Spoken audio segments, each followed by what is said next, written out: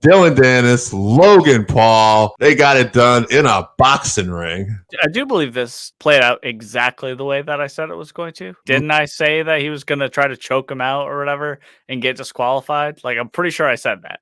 You did say that, and you were 100% correct. It's funny. Hawani had an interesting take on this. He actually said that he felt like Danis went in there and he was hoping to tire Logan Paul out early, and that, he figured bigger guy, he'd probably wear out. He said, but then when he got hit a little bit in round 2, he realized, I don't really want any part of this. And then he just started to try to avoid getting knocked out and just started doing silly things. And of course, this led to the disqualification victory. Say one thing I liked, because I didn't like any of this from what I saw. It's pretty ridiculous, over the top. A couple things I'll say about this. One, now people will know, when they order these Misfits box and Prime cards, this is definitely more prone to what you're going to get.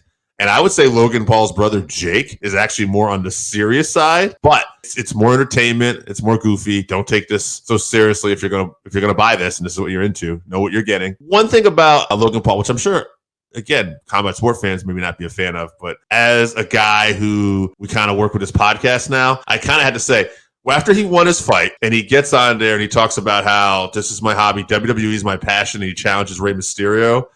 Yeah, obviously that's a predetermined thing or that. But in my mind, I started thinking, hats off you for just having this athletic competition, as crazy as it was.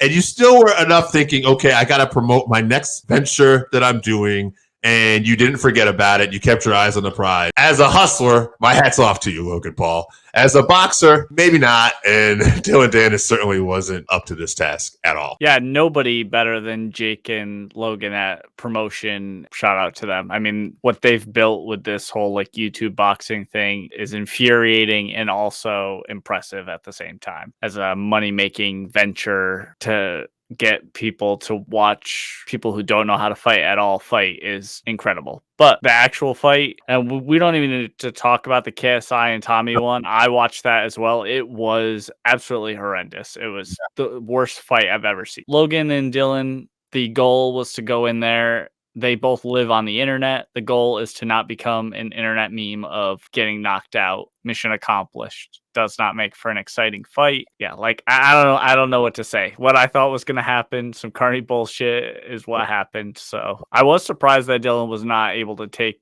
Logan down when he did try to take him down. So yeah.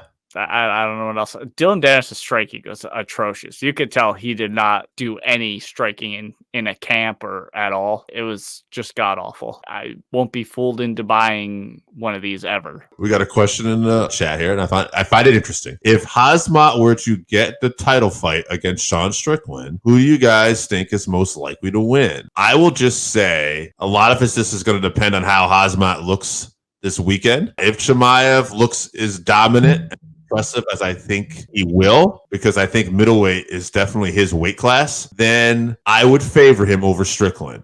That being said, the Strickland we saw show up and what he did to Adesanya, I want to see that guy fight again, because even though Sean's good, I was so impressed at how much Adesanya froze that, I still wonder, was it Strickland or was it Adesanya just freezing up a little bit? Because it was so crazy to watch. But, you hear his teammates like Chris Curtis talking about, no, this is what Sean does all the time to people.